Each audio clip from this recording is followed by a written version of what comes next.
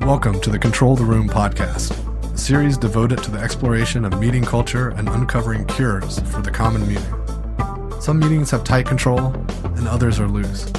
To control the room means achieving outcomes while striking a balance between imposing and removing structure, asserting and distributing power, leaning in and leaning out, all in the service of having a truly magical meeting. Thanks for listening. If you'd like to join us live for a session sometime, you can join our weekly Control the Room Facilitation Lab. It's a free event to meet fellow facilitators and explore new techniques, so you can apply the things you learn in the podcast in real time with other facilitators. Sign up today at voltagecontrol.com/facilitation-lab. If you'd like to learn more about my new book, Magical Meetings, you can download the Magical Meetings Quick Start Guide, a free PDF reference with some of the most important pieces of advice from the book. Download a copy today at voltagecontrol.com/magical-meetings-quick-guide. Today, I'm with Spawrks, a software engineering leader and co-host of Space Pencils, a community focused on developing leadership skills, including a Discord community, live stream, and video podcast, all focused on leadership development. Welcome to the show, Spawrks.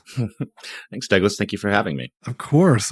So let's start off with learning a bit about how you got your start. How did you get into leadership development? Sure. So I have been mainly with working on cell phone technology back when phones were just for talking. And I had a long career in developing some really cool things like working with like Shazam and Music ID, the first video streaming app store, a lot of like kind of cutting edge stuff. Eventually, I ended up getting to a place where I had a school, both for iOS and Android development. And I learned that everything I know about learning was wrong. And we were a great school, but a terrible business. And so from there, I ended up moving on. And now I help people take vacation for a living at my current job. So my journey has been one from being one who had to be led to being out on my own to then eventually working with larger groups. And I think that there's some things I've learned along the way because I had such a kind of diverse background of experiences that I have. I'm really curious about your comment about how everything you knew about learning was wrong. So I'd love to unpack that and then also stitch back to how these learnings, these understandings about learning have allowed you to become a better leader. Sure. So when I was first asked to teach at the school, I was asked by somebody who was actually a learning scientist. And what I found myself doing, having not really ever taught any formal setting before, was I was copying bad behaviors from teachers that I saw or YouTube videos or just, instructional material. It was just like the first thing to do, right? Like you're kind of like if I'm going to do this, then I'll do how I've seen it done. And that's where this learning scientist friend of mine was like, no. We're here to actually help people learn. And what you're doing is not accomplishing that goal. And I was like, okay, well, what do I need to do differently? And a lot of it had to do with, I think like the biggest insight I had was trying to understand where people are starting from. Because we all go through like the same like learning loop. And most people want to start at the beginning. And that's actually terrible, right? Like if you want to learn how to do something and you use a YouTube video, right? Maybe it's a 30-minute long video, but you just want to watch minute 16 to 17. That's the one gap that you have in order to accomplish a task. In fact, that's another thing that we don't have with learning is like a lot of times people don't have an actual learning objective that they're going after, right? They have like, you need to understand everything about iOS development. It's like, maybe not. Maybe what you need to do is tell me what it is that you're working on. What is it you're trying to accomplish? What are you trying to build right now? And then you can kind of tailor and find the right material that you need in order to accomplish that goal. The other part that I learned that was kind of funny was, they have all these scalability problems with how you can scale out curriculum and scale out development. But when it comes down to it, it turns out that the apprenticeship model apparently is the superior model. It just has all these scaling problems.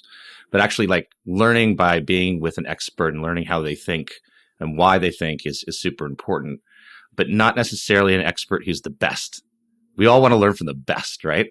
But actually that's terrible. An expert doesn't know what like a beginner, like they're just doing it for so long. They don't know what it's like to not know it. And a beginner doesn't know what questions to ask. And so actually the best ways that you can learn are from people who just learned it. And we see this sometimes, right? Where you see maybe an assistant teaching a student as opposed to the, master or whatnot. But actually scaffolding your learning and putting yourself in environments where you're learning from someone who just learned something is the fastest way you can basically learn things in the modern world. Also, if you want to take like intermediate knowledge and make it really advanced, teaching it to someone else is a great way to do that, right? Because they're going to ask questions and help you understand the gaps in your knowledge. So for sure, these programs where people want to go deeper and I think a lot of programs call them fellowship programs are really powerful. Yeah. Well, so I feel like what I learned was that like what we're doing right is kind of sprinkled throughout all the different ways we're trying to do it as human beings. And so somebody connecting the dots for me and being like, that's pretty good. That's not as good. I don't know. Like for you, what is your go-to method to learn something? And how much has it changed since you were maybe like younger and were in school? I think it's been the same all my life, which is the best way for me to learn something is to do it, especially if I've got someone nearby that can help me understand how poorly I'm doing it. So if someone can observe me doing it and saying, like, for instance, a golf swing is a perfect example. I'm not a golfer, but I know enough about golf to know that, like, you can watch all the videos you want, get all the training you want, but until someone watches you and breaks down your issues and helps you get to that reflection moment, you're not going to be able to make those improvements. And so to me, it's always like, I mean, sure that you got to read and you got to understand theory, but nothing's going to, practice makes practice. Totally. And actually there's like a description, I believe, about that problem that you're talking about. And what you're doing is you're breaking the learning loop, right? So what you're doing is you're going from like, I have a question of what to do. I'm going to simulate that by reading about it. And you're not going through the feedback cycle of like, you're just going simulation back to question, simulation back to question. And like, yeah, you can't read a book about how to throw a baseball and then know how to throw a baseball. I mean, you have to start throwing a baseball, right? Yeah, Nick, to take the baseball analogy and tie it back to your comment about the experts. So often when they ask, someone who is a home run hitter, how they hit a home run, they're always like, don't take my eye off the ball. But if you use a high-speed camera, it's like they totally aren't looking at the ball a lot of times. And so there's a great book on this, man. Have you heard of The Inner Game of Tennis? Really great read talking about exactly what we're discussing. And he was basically a tennis coach for many years. And he started to realize that the best way to coach was to have folks do things until they could basically remove the inner critic. Because if you're constantly thinking about how you do the thing and trying to apply logic to how you make the move, you're not going to be good at it, right? And so how do they find those moments of intuition or where it becomes muscle memory and it's just, you've got the flow, so to speak. So how do you under this philosophy deal with that feedback? You're saying like you want to remove the critic? I think I'm missing something. You want to remove the critic, yeah, but the thing is how can you feel it, right? So the feedback is training the muscle memory so that you know how to recognize it. So instead of saying like, I need to do A, B, and C, instead of me coaching you saying, you put your hip here, move this left, spin like this, turn 10 degrees. It's like you do it. And basically the coach is the feedback saying yes, no, yes, no, yes, no, until you're like, oh, I just need to, like, I don't even know how to describe it, but I got it. Yeah. So I have another one that's really great with this. So it took me I learned how to drive stick at an early age. And the way my dad taught me was terrible. And it took me about 20 years to finally realize how you should actually teach people stick. Now that we're all going to be in, automated cars, I guess it's really irrelevant. But I actually realized that the way to teach people how to drive stick is to treat it like you're trying to teach someone how to kiss. Like you need to just, first of all, stall the car. Feel what it's like for things to feel bad. You don't need to explain to them how a clutch works. You don't need to explain to them what first or second gear is. Just, do you feel this? This is when the car is unhappy.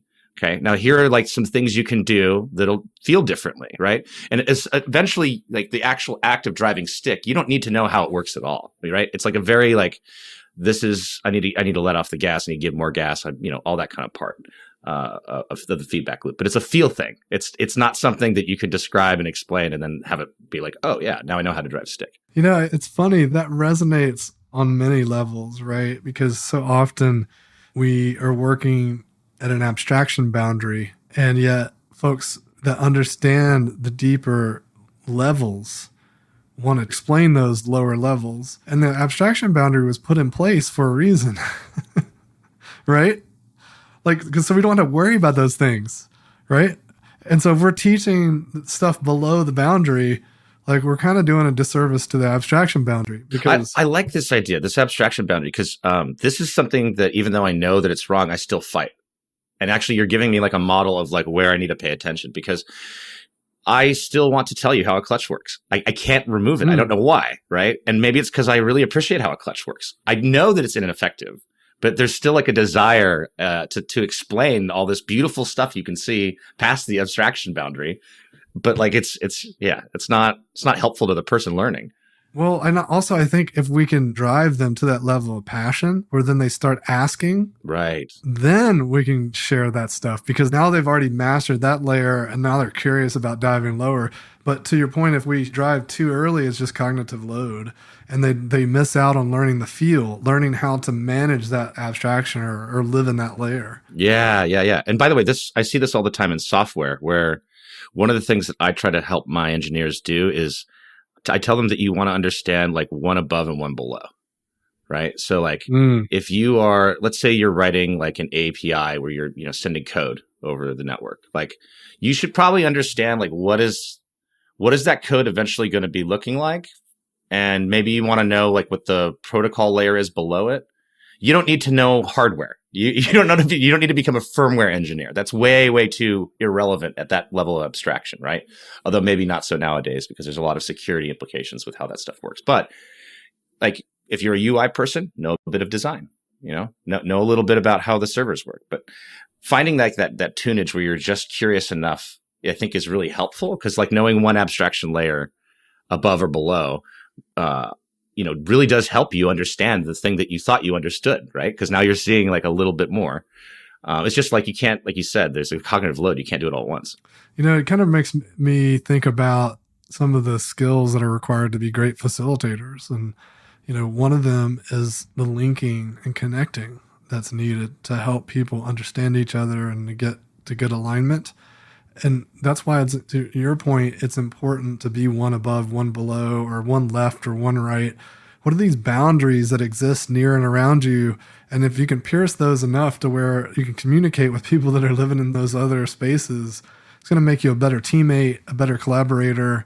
And if you can hone that skill of piercing the boundary, you may find that you can pierce new ones with ease, just because you built that strength of being able to like question and get curious about things that you don't understand, or things that are on the edges of what you know, so that you don't have to have studied it for months and you can just kind of get there and be in the conversation and that exploration. So with facilitation, now I'm curious, is the actual thing that you're talking about that's valuable, how do we talk about abstraction in the abstract? It's not this knowledge. It's not the knowledge on the other side. It's the process of piercing that. And that is that the repeatable thing in facilitation, where it's like, once you get good at piercing, you can apply piercing to many more things? Yeah, I think it's the linking, right? I can hear two people saying the same thing, but meaning different things, or saying different things but meaning the same thing, then I can link those or unlink them and help people get to those moments of clarity. Or it's really about being a really good listener and being able to like jump on different wavelengths at different times, which is a skill, and it doesn't mean you have to understand it so much that you're going to go write a thesis on it. But how can you quickly uptake something to the point where you're like, okay, I'm following your logic here, but don't know if I fully like know exactly how this reactor comes together. but I understand that. And if I don't, I pull you out of the detail and get you to like explain it in a way that can bring me along and probably everyone else in the room that were afraid to say anything. Yeah. You know what? I think that skill, I think is a great skill for like so many different reasons across the board of so many different disciplines. And I happen to know that you're actually pretty good at it, because you've caught me unawares many times in previous conversations that I really respect, where I will say something and then you'll ask me questions about it. in a way that I'm like, oh, maybe I don't even know what I'm talking about. And it's really refreshing to have that kind of dance where when people are like, they're genuinely curious with an attitude of respect. And I feel like that's the thing that if you can have the patience for assuming positive intent all the time, as much as possible, you can really find out and learn a lot more, even when you like might be completely able to see around the corner. By validating it with that type of respect and in your communication, you can yourself learn more than you even knew about what you're thinking about, 100%. And, look, it's important facilitation skill. I think it's a critical leadership skill. And you don't even have to even think of yourself as a facilitator or have aspirations to be a full-time facilitator. But as a leader, the more of this kind of stuff that you do and adopt will improve the efficacy of your leadership and the outcomes that your team is creating. Yeah. I once had a peer say something to me that I don't know, just haunted me, because what they said, I instantly believed and then suddenly felt like I really had a long way to go in terms of leadership. And they said, great leaders can work with anyone. And when it really dawned on me what that meant, it was like, oh man, you know what I mean? Because we all have people that we work with that we, jive with better and some that we jive with less, right? We have, like you said, different wavelengths. But as you want to get better as a leader, you got to be able to have a full frequency sweep. You got to be able to tune into any frequency, and you got to get good at tuning into any frequency so that any sort of misalignment of what you and the other person that you're interacting with are thinking and feeling can be resolved in some way and get on a page that's healthy, that's healthy and happy for everyone. Yeah, I think also that notion you mentioned a moment ago of assuming positive intent, I think really aligns with that thought pretty well, because if there's someone that is more difficult to collaborate with, often it's our own judgment or our own, the lens by which we see that person that's impacting our ability to collaborate with them, right? Okay, so I got filters everything. I got a name for you because I'm really worried about this particular person in terms of what the common thought process is. What do you think of Steve Jobs? I've never personally met him, for one thing. I found his work to be very driven. He seemed to be very passionate. I've heard a lot of stories that his leadership style was very abrasive, but clearly people were drawn to him and stuck by him and were empowered by him. So I think I think the memory of Steve Jobs might be doing a disservice to almost all leaders and new leaders. Not because I know some people that did work with him and I've heard the same thing, abrasive stuff, but I think he might have been successful in spite of that. And there's this new idea that you basically being a real jerk is somehow leadership. And it's a story that's promoted by his iconic power that he did. I mean, he led a very innovative company through a lot of very crazy things. And I don't know if that's the lesson to take away from Steve Jobs. And I'm curious, what do you think is with this balance, right? Because a leader needs to be in service, but they do need to be forceful. And so how are you supposed to tell, or how do you tell the difference of when to ask for input and when to be like, nope, this is what we're doing. It's where we're going now. Part of it's intuition, but I think the more quantifiable piece is when you have a clearly well-defined set of values and, a mission has been drafted and adopted by leadership, the strategy is in place, then that stuff should not be, if that decision's been made, it's very disruptive to the culture and the even the success of the company to rehash those things. And so I think anything that's going to make you go backwards on those terms are pretty non-negotiable, And the thing is yes, we want to be inclusive, but if it's, I wrote a blog post recently about this notion of accidental exclusion versus intentional exclusion or exclusive by design. And so often when we create a community or a group or a guild, we have a thesis. We have a reason for bringing those people together. We have common interest. We have a shared experience of some sort.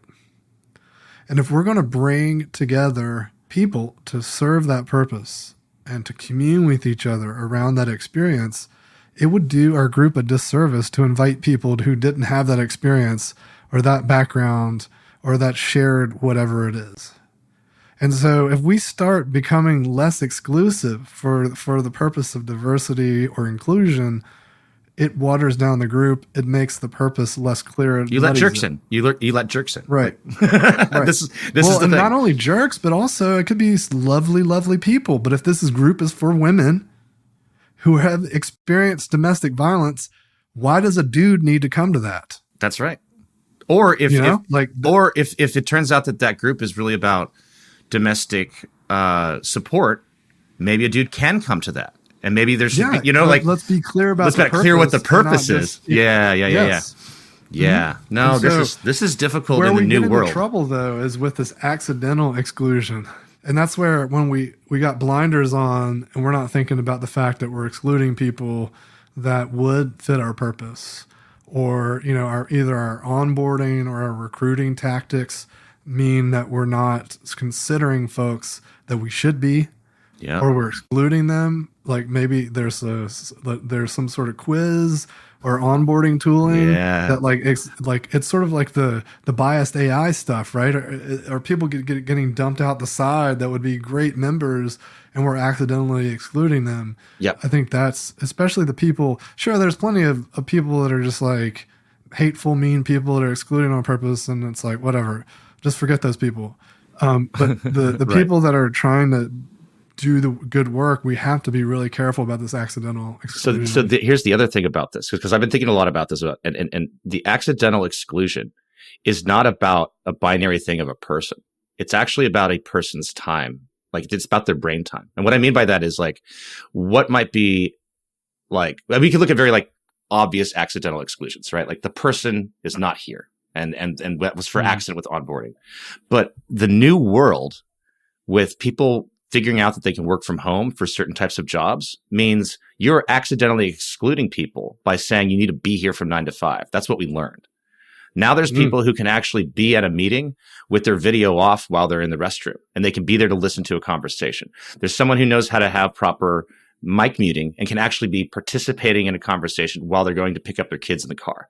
Like there's this new world where, for me, like where I see a lot of like opportunity is for us to admit that everyone who wants to collaborate and do work, if we can get some of this telepresence tooling down, we open up this huge thing where like literally people can be eating dinner, which normally would be considered rude, but they can actually be listening to a bunch of people discussing something and take that with maybe even the next meeting. Maybe they don't even have to say something, but the fact that they can tune in and hear what people are wanting to discuss and what they're thinking about will help them at the 9 o'clock Zoom meeting that they're about to discuss about what they're going to do.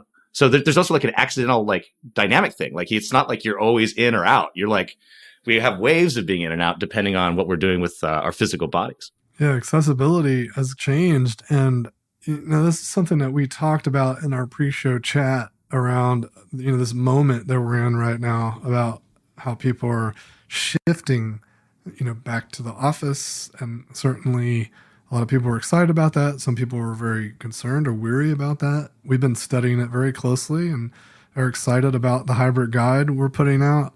And, your concern, the one you voiced to me was, are we going to throw out all these learnings or, right, these observations that maybe people haven't actually converted into learnings, and I guess from your perspective, what's keeping you up or concerning you the most as far as these learnings that you think might be lost? Yeah, well, there's the one that I'm the most concerned with, because it seems to me that it's that hybrid approach is the obvious way to go down, right? Like we should take the best of working at home and the best of working in the physical room, and we should find out how to get the benefits of both.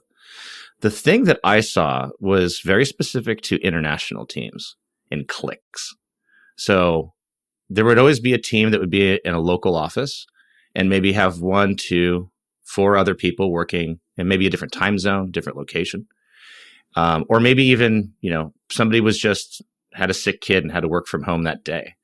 And I just saw that whenever that was the situation, those people were excluded from the conversation. People would just, be normal people. They draw on a whiteboard. They wouldn't invite those people, all that kind of stuff.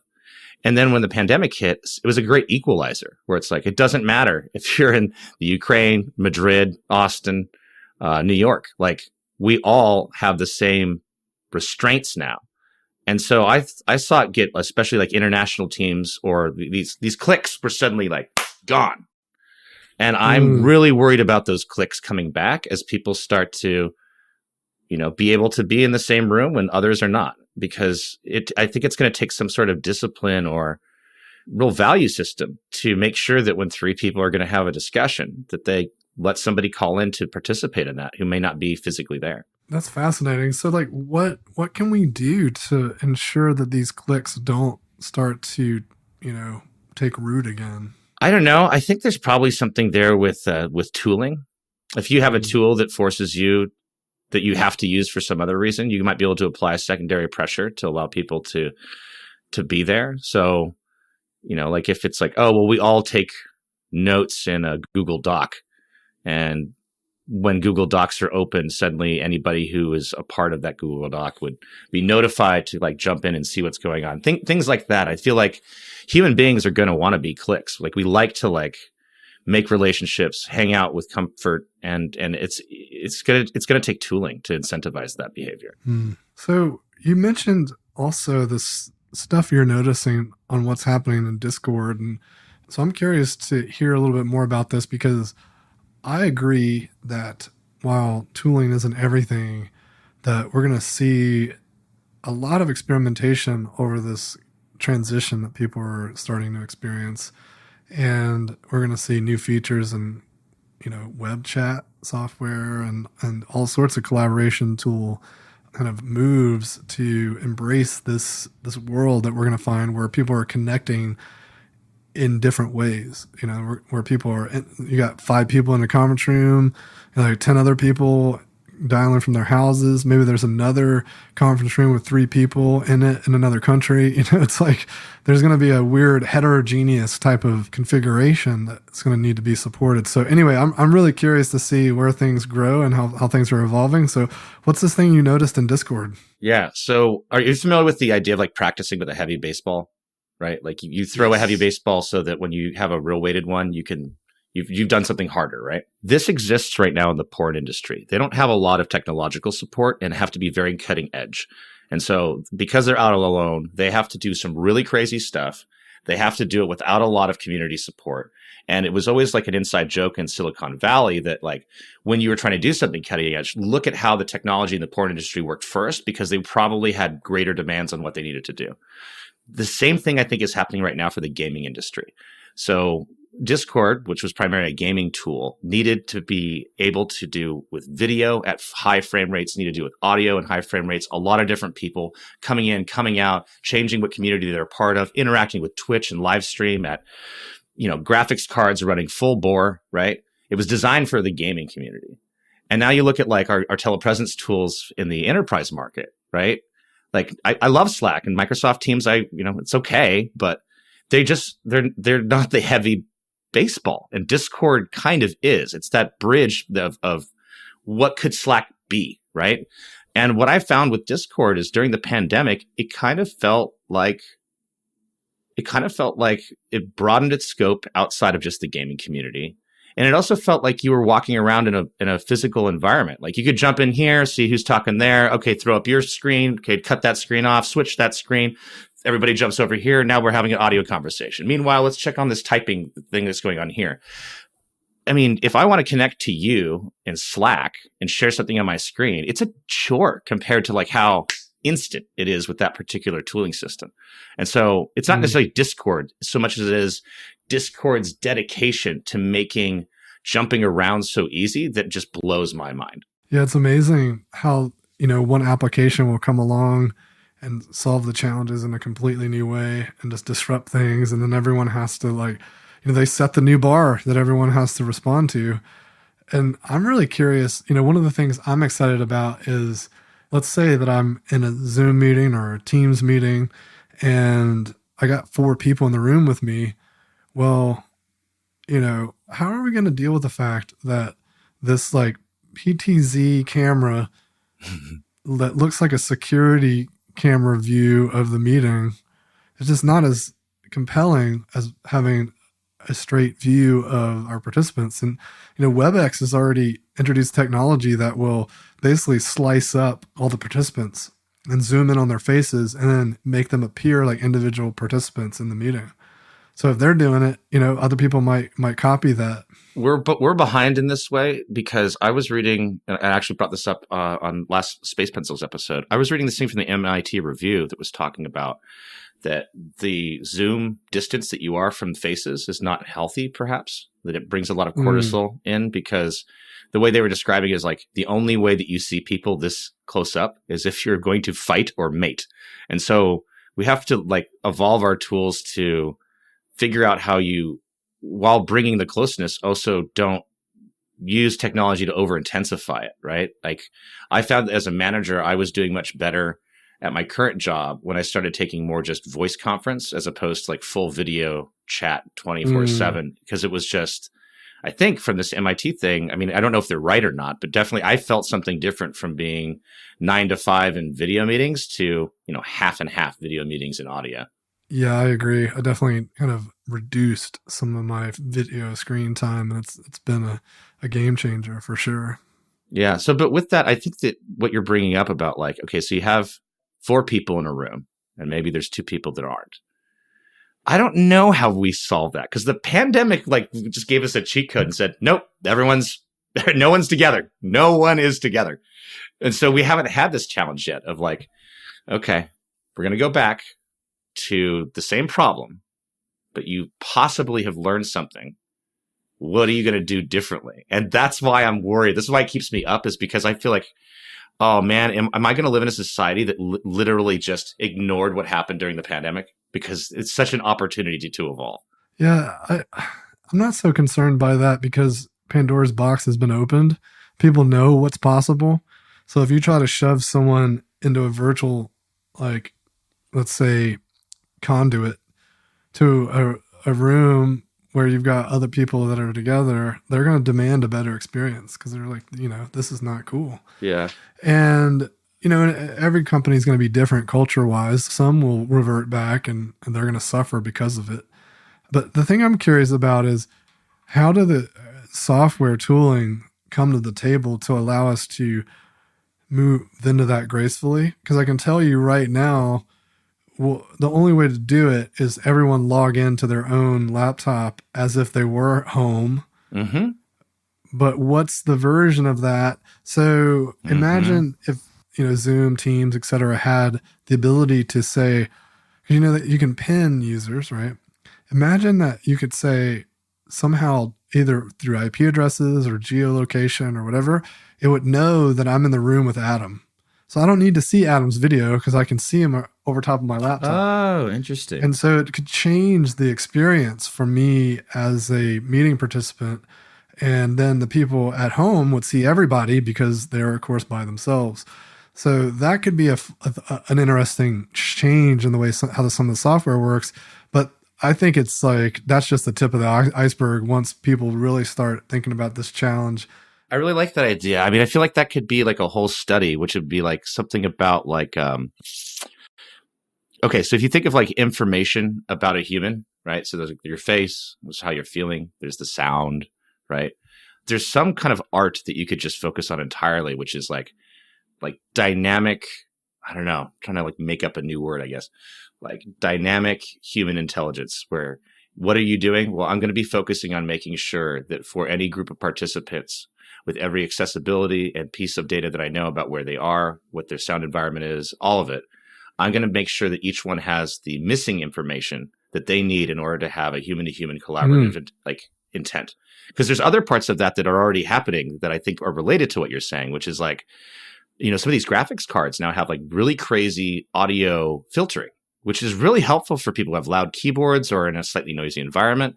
I think that's also in line with this. It's not just like knowing how to turn off your camera or, your Douglas's camera because you're in front of me. It's also like, well, what other distractions are preventing like a dynamic, diverse group of people from talking? Because like if Sandra's in the car, like her not being able to be in the conversation because of like not having good noise suppression, that's also a part of this, right? Yes. And like it's the classic problem of like, string a bunch of microphones in the conference room and just assume people are going to be able to hear and then you're on the other end of that and it's just god awful. So, I think there's going to be a lot to your point around what information is missing, recognizing that, and then making sure it's supplied in a way that's most effective and most helpful to fill in those gaps. And ultimately our goal is to make sure everyone has a multisensory experience. Yeah. Yeah. I mean, I could actually imagine a world in the future where rather than like, I know we've had discussions about equipment and it can be something you can kind of nerd out too much on, but I could see a future where people are having standardized for certain enterprise development, like telepresence kits. It's like, you have to use this mic, you have to use these headphones, you have to have this camera, because we want to make sure that is not the reason why you guys are not collaborating right. You know what I mean? And I feel like the two things that really help a group actually be diverse are being heard. And that's why I'm really obsessed with audio more than I am about video nowadays, because it sounds metaphorical, but like literally with across all of these different groups of people, hearing what someone has to say is so important. And it starts with our voice for now. So I think that's a great point to end on. And I'd like to invite you to share a final thought with our listeners. Sure. I think the pandemic was terrible. And I think that terrible things can teach you. And this really is one of those things that if you haven't yet, wherever you are, reflect on what you learned and do not forget it, because it's really easy for humans to just get into like a new zone of things. But we had a really terrible thing teach us some really great things.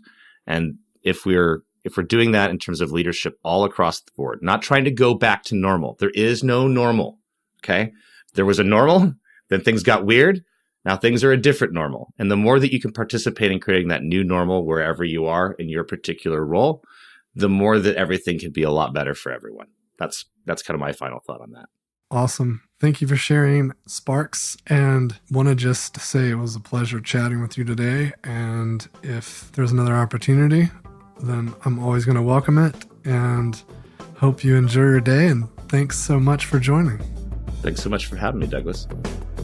Thanks for joining me for another episode of Control the Room. Don't forget to subscribe to receive updates when new episodes are released. And if you want more, head over to our blog where I post weekly articles and resources about working better together. voltagecontrol.com.